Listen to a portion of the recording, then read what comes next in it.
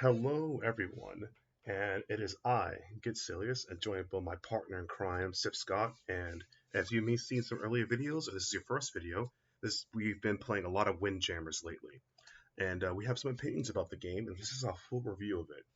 So, Scott, you want to start with the first thing we're going to talk about the review? Sure. So I guess we'll go in depth in probably one of the best features of this game, which is the graphics and aesthetics. Bam. That's true. Graphically and aesthetically, this game is insanely beautiful. It's the art style is done by Dotemu. They've been known to do a lot of cartoonish remake animation for games they've done before, like Monster Boy and Streets of Rage 4. So if you've seen those games before, the art style's been similar in here, but it still looks so damn good and so crisp. Yeah, Uh, it does a really good job of blending in like old retro graphics with like new animation. yeah, in some of the stages, the levels are just live, like the backgrounds are just lively, like the I think it was the ring where you see people just like cheering on and everything. Yeah, I like some of the ways that the levels did have a different feel of them, even though it was like in a similar build. Yeah. Also, the wind animations are nice. Some characters flip around, some characters dancing. It's hilarious. Then you have like the ones that look like they're just rolling across the stage. Yeah. Everyone wants to be Supersonic Racing. Oh man. So, what would you give the graphic score out of five? I think this one really nails where it's going for, so I'd give it a 5 out of 5 for its graphics Honestly, I'm in the same aesthetics. boat as well. 5 out of 5. It's a gorgeous looking game for what it is and what it does. So, I'm gonna just cut that off, and then we're gonna start with the next topic that's really interesting: the audio and the sound effects of the game. I think the audio is well done. It has a very arcade sound. The music in the game is really good. My favorite track so far, the track of the game is one of them is the Junkyard because it gets the same. I think it's done by the same group like Lotus Juice who did the Persona 3 music. So I like that. Yeah, I really like the music in this as well. I think that it was a little more dumbed down than I would liked. I think they could have probably put more into this, but I also feel like they tried to put it simplistic for the sense of it, trying to not remove the immersion of how it was going to try to blend like a retro game with an animation.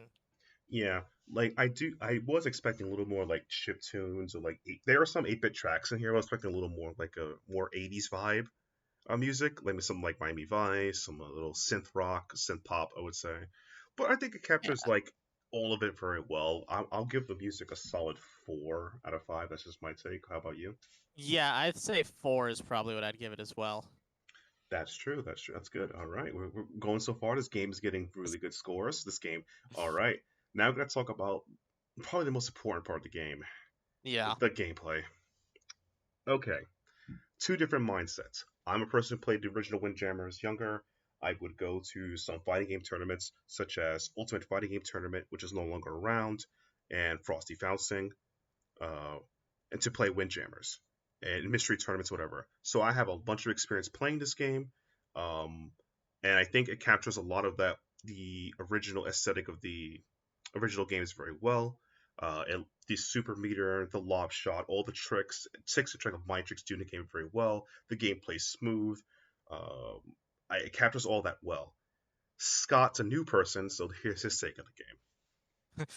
So had a lot of difficulty just starting out with this game.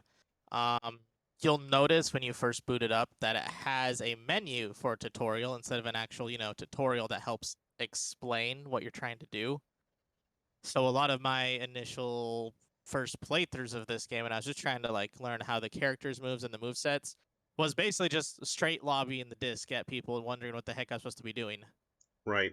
Until I've recently, I think I was talking to Scott during Discord and off recordings, is that if you go to the settings, it says how to play. It's right there. That's how you learn to do everything. And I think that was not a good way to teach people how to play this game. No, I not at understand. all. I understand you're trying to get the arcade feel. That does feel that way for me for playing it, but I kind of want new people to play the game. They should have had a tutorial because there are a lot of things people may not know. Like if you lob a lob shot, you get a drop shot. You can catch shots in midair if you want instead of charging under it. Like Scott, no offense, so you were confused. Like, how is Silius charging a super so quickly? It's because if you pop a shot with block, if you block that shot and stand under it, you build super meter. Yep. Yep, there are things like that's important. I think that they should have had a tutorial to teach people that. Even if it was a quick mini game tutorial, that would have been done. And speaking of that, there's a really good mini game in here. The disc throw mini game that's in the arcade mode. That should have been a normal mode to teach people how to play the game.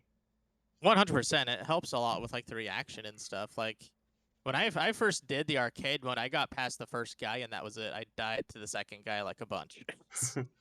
Right. So I didn't even realize that was there until like my third attempt at arcade mode, and I finally started learning what I was doing and realized that you could actually get to mini game modes. I never got to the dog mini game, so when you first talked to me about it, I was like, I have no idea what you're talking about. Right. The dog mini game has a audio glitch. At least maybe it can be patched by the time the game is live, or it will be fixed later or before then. But if you trip over a human and catch a disc with the dog, there will be an audio crash where you hear both sounds at the same time, hurts your ears, and the game will just be stuck in it. So that's just a small minor glitch to watch out if you're playing dog mode. So that's about it for the dog mini game. I also feel like Scott said the best thing ever. Why is dog not playable? That's a huge gameplay problem. The dog should 100% be an unlockable character at the least. Yeah, 100%. I felt that way too.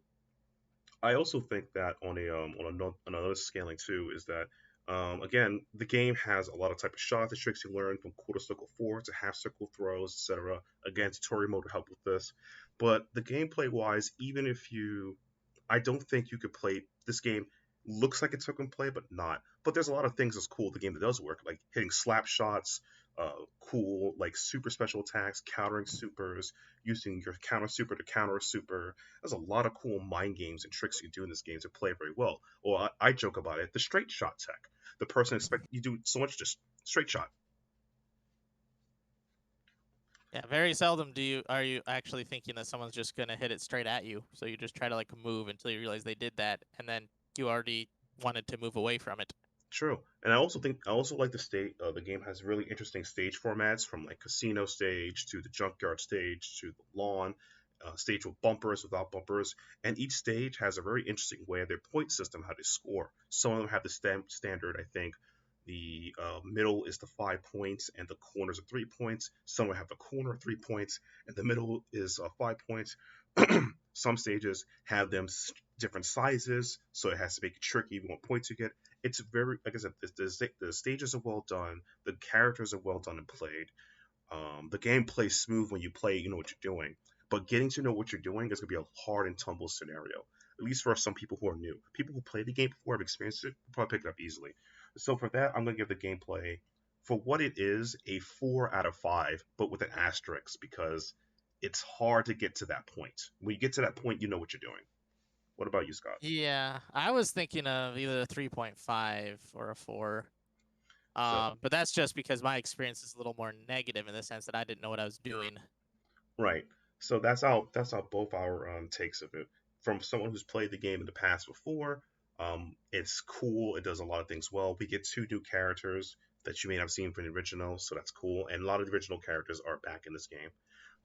So that's about it. From Scott's standpoint, which is totally viable and definitely respected, is that he's playing this game for the first time. He has not had played an arcade game of this. Because by the way, there's no other game like Windjammers out there. I can't think of any sports arcade game that has this kind of feel. It's very unique. So there's nowhere It to is draw this very from. unique. So And yeah, I really do like enjoy it. Like when I started learning and actually got my way into it, I really enjoyed it. It spent me like an hour to 2 hours just to get understanding what was going on in the whole game. exactly. And I think that that's the thing looking for. Like I said, I hope make this thing is maybe somebody, because again, every game has good communities. Maybe the Windjammer 2 community will make some tutorial videos to help. I think it'd be great. But yeah, that's gameplay. And now we're gonna go to the most important part of this review, our a final score. So with all Final. that in place, Scott, take it away. What is your final score?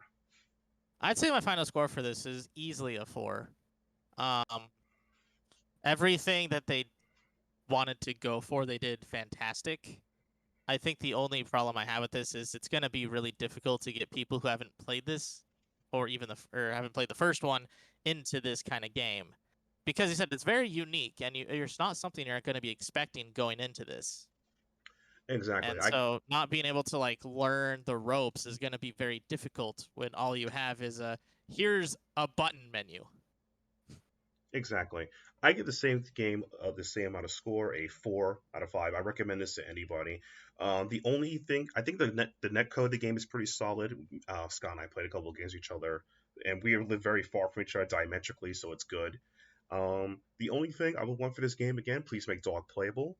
I also would like to some of the mini games be unlockable so you can play them because I could see myself using the disc toss, not the dog toss, but the disc toss, just practicing my reactions and practicing how to look out for things. Yeah, 100%. I think that could be very useful. Yeah, pretty much it.